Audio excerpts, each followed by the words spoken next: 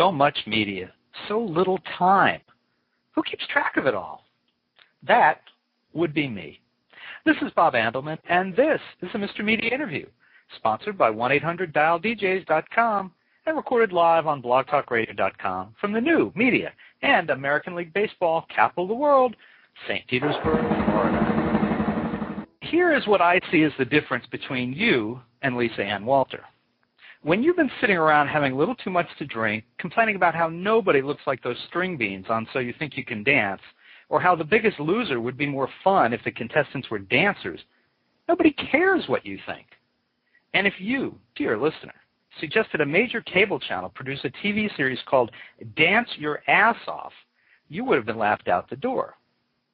That is the difference between you and Lisa Ann Walter, a successful actress for years who is not only the creator of the Oxygen Network's new hit, Dance Your Ass Off, she's also one of its on-camera judges. Now, before we bring Lisa Ann on, here is a clip from the show, which airs every Monday night at 10 p.m. Next on Dance Your Ass Off, the 9 remaining contestants show off their spicy sides I was just so entertained. and salsa their way around the floor. I loved it. Some sizzle during Latin week, That was hot, hot, hot. while others struggle to turn up the heat. I'm not going to stop if it means me losing this competition. I really don't feel to listen to me at all. I'm not here to argue. I'm just here to dance. We need nothing less. No. Yes! And in a shocking elimination, 2 people will be sent home. Which dancer will it be, and whose weight loss will save them? Find out on the next Dance Your Ass Off. Dance Your Ass Off. So new every Monday at 10/9 Central. Only on Oxygen. Live out loud. This Saturday night, July 18th, Lisa Ann will be even busier than usual because she's the celebrity guest host of Acme Saturday Night at the Acme Comedy Theater in Los Angeles. Lisa, welcome to Mr. Media. Hi, thank you. I'm so excited to be with you guys. I'm sorry, maybe you have the wrong program. Are you sure? Yeah, totally. I'm like, that was like the best intro I think I've ever had. Oh, thank you. I think I'll quit now. Good talking to you. Call back again sometime. So now be honest with me. How much had you been drinking when you came up with the idea for Dance Your Ass Off? I know, you would think, right? And very often we will watch something and go, okay, I want some of what they were having. But honestly, it was really born out of desperation and frustration and my own boredom with what I was doing to try to stay in shape so that I could continue to be employed and lose weight after I gained a bunch for doing the movie Shall We Dance. You know, I wanted to get my shape back, and I just don't like the treadmill. I don't like running. It hurts my knees. It hurts my boobs. I never liked it. I've never gotten runner's high. And I just don't like the boring treadmill-y kind of stuff. I like to dance. That's what I like to do. And so I just kept dancing. I dropped the 40 or 50 pounds very quickly. And I said, you know what? This is so silly. We should promote this, because while I was doing it, I also thought about myself. I'd gone through a painful divorce. I didn't feel physically like I looked like I wanted to look, and I wanted to feel better. So this is a good idea for a show. And the name was the thing that clinched it, actually, in the sale. They all were like, yeah, we're sold on the name. Let's go. So that was your name? Say again, I'm sorry? The name of the show, that was all yours? Oh, yeah. Oh, yeah. I'm to blame. And there was no alcohol involved at all? None at all. I just honestly said, you know what I like to do, and most of my friends like to do? Well, there's usually alcohol involved if you go out and dance your ass off, but, yeah. You know, just for purposes of creating the show, I just thought it sounded like a fun thing that reminded me of, you know, when I used to be young back in the day and go out and have fun clubbing. Say, you know, what are you doing this weekend? I'm going to go dance my ass off. So I said, that says it. Kind of says the name and the idea of the show all at once. And by the way, for anyone who's keeping track at home, I had to say the word ass because it's in the title of her show, but about a minute into the interview, it was Lisa Ann who used the word boobs, okay? I'm sorry. Are we going to get judged? Oh, hell no. Oh, look at you. No, all right. I got worse than that coming up. Don't worry. Awesome. Is this the first major cable or broadcast show to have ass in its title intentionally? In America, I can't speak for worldwide, but I know that there have been a few people like, is that really necessary? And maybe this speaks to, my sensibilities or lack thereof, but I didn't even think that was really a curse word. Of course, I spent many years in New York. I grew up in D.C., but my parents are both from New York, and I lived there for 12 years before I came out here. And I was a comic for, almost 10 of them. And, saying F is like saying, it's not, it doesn't even feel like cursing to say ass. So I was like, really? That's a curse? They say the S word on network now. Was there a debate? And once the Oxygen or the production company, however that worked, was sold on the concept, was there much debate over actually using that in the title? No, not at all. In fact, the way it went down, it was the network. I sold it directly to Bravo, and Corey Abraham at Bravo called up Amy Intercosto-Davis, who was the person who kind of branded Bravo when it became destination television for hip and urban and gay audiences. She's doing sort of a branding thing over at Oxygen and sort of creating what the tone and the idea of that network is, and doing a great job, I might add. She heard the name. Corey told her the name of the show, and Amy was like, that's an Oxygen show, and I want it. And so they really loved the name. Corey actually, after I told her the name, said, stop right there. You've sold the show.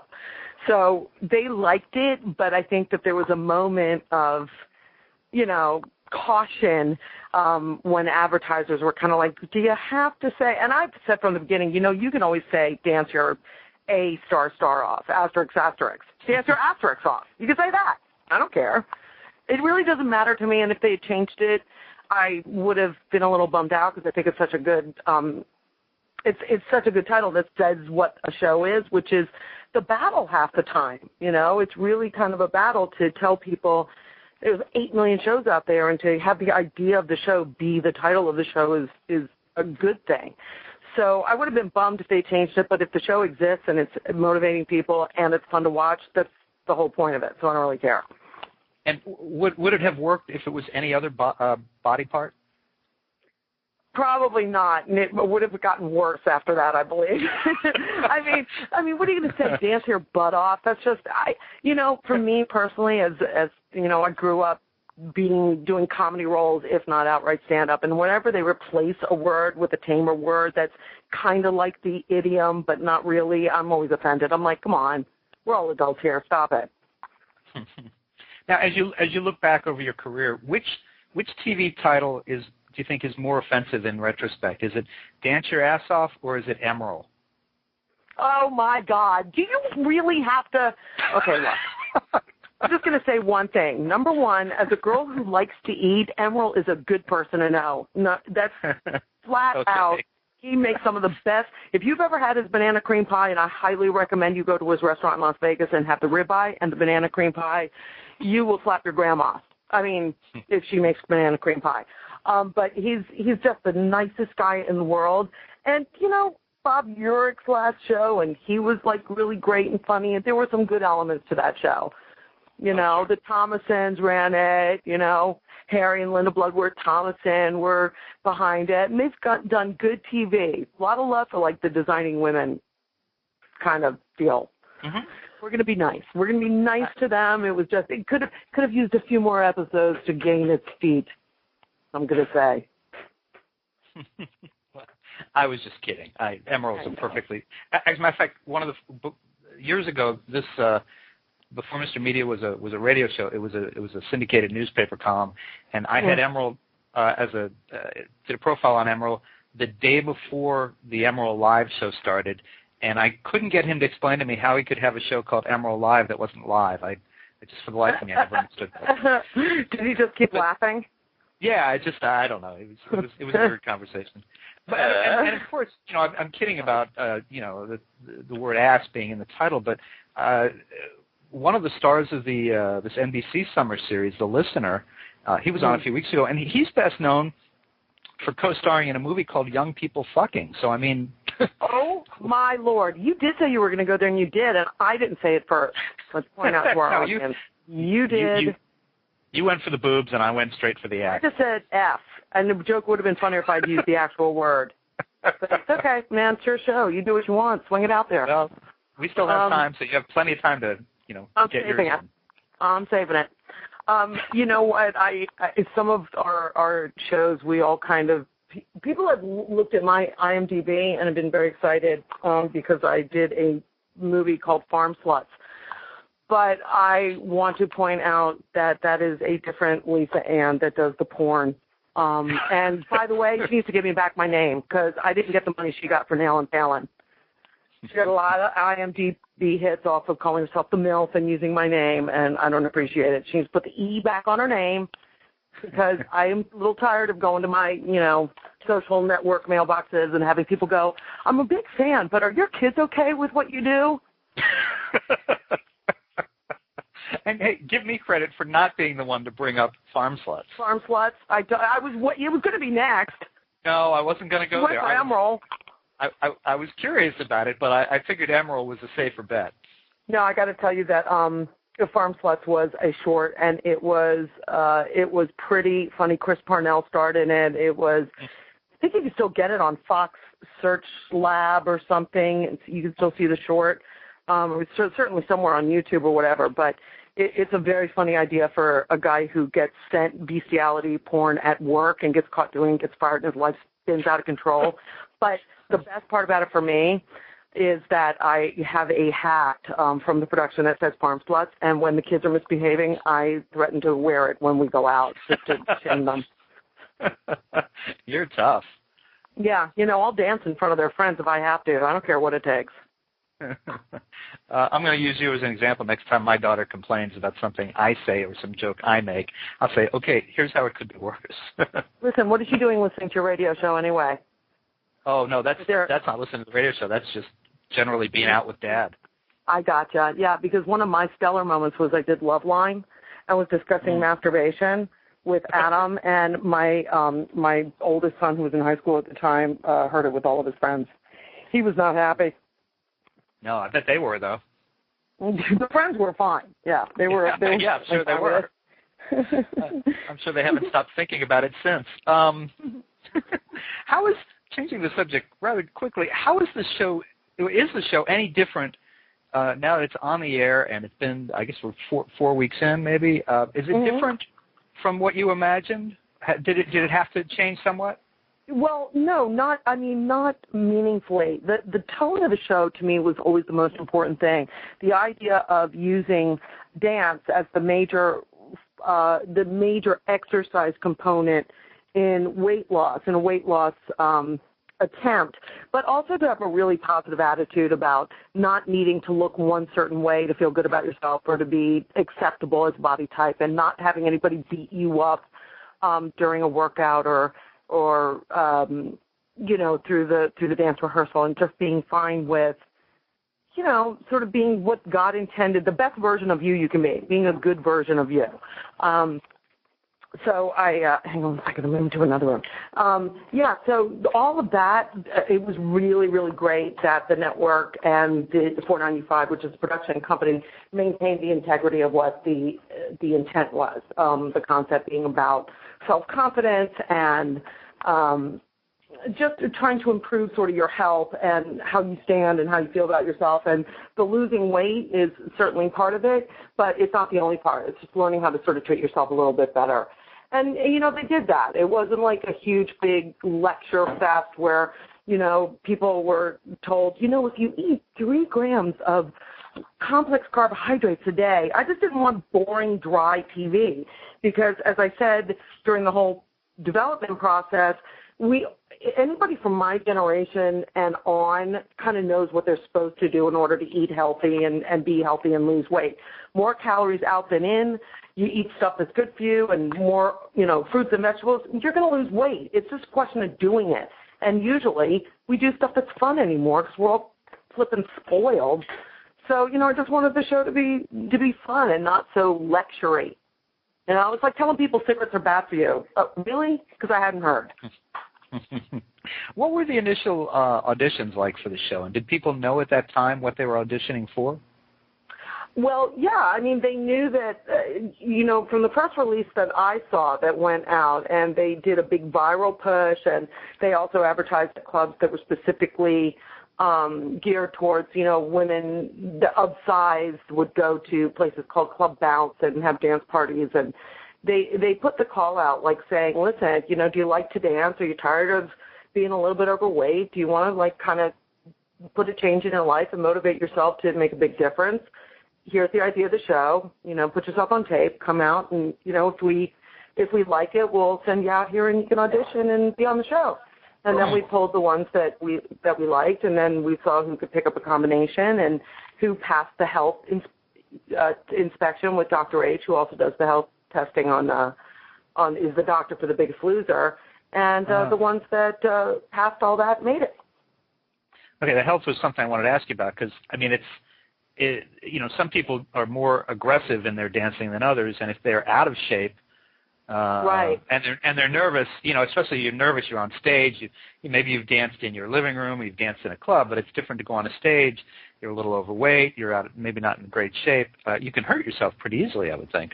Well, certainly, but I mean the stuff that you're talking about in terms of like being nervous and doing intensive cardio is mostly heart issues, and the fact of the matter is their hearts were all in great shape. There was, of course, if people are not used to seeing bigger people move around that much, they might be like, oh my God, somebody's going to keel over. But size is not necessarily an indicator. I mean, they've done a great job saying if you're fat, you're going to have a heart attack in terms of our combined consciousness, but not necessarily. My mother was overweight most of her adult life, had great cholesterol and a great heart, and the health problem she had was breast cancer. It's not necessarily an equation that if you're big you have a bad ticker.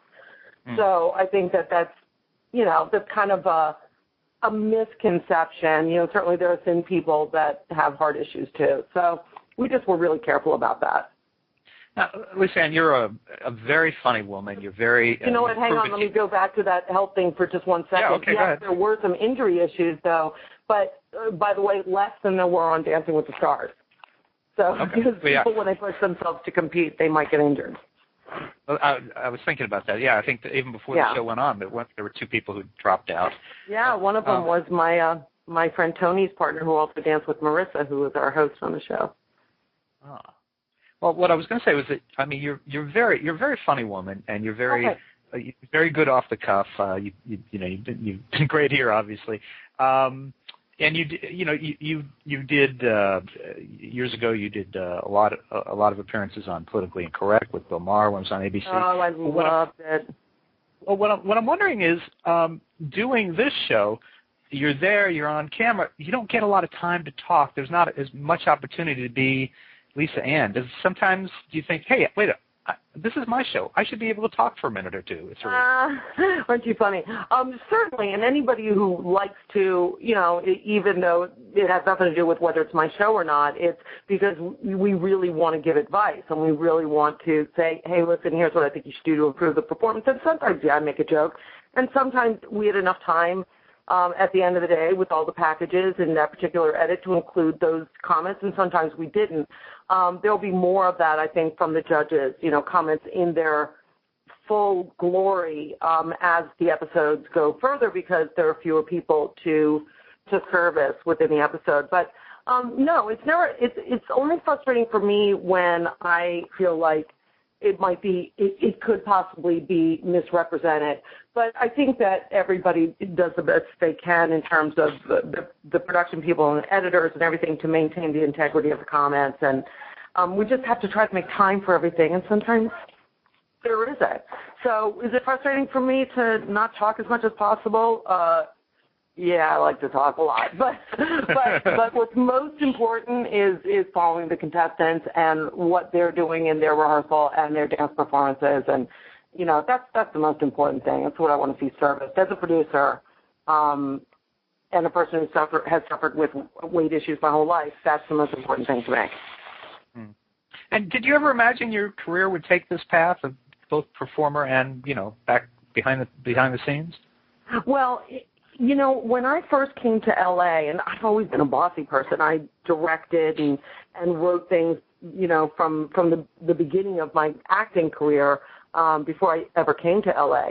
But my foray into television, when I first came out here, when they wanted me to do television shows based on my stand-up point of view, it was as an executive producer and as a producer and then executive producer, but as a creator of television.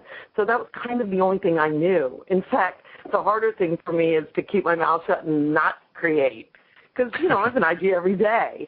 So what's really satisfying is to have an idea and see it executed. Not only executed and picked up in a network by it, having to make it on the air, because the odds against that are enormous. So that's great.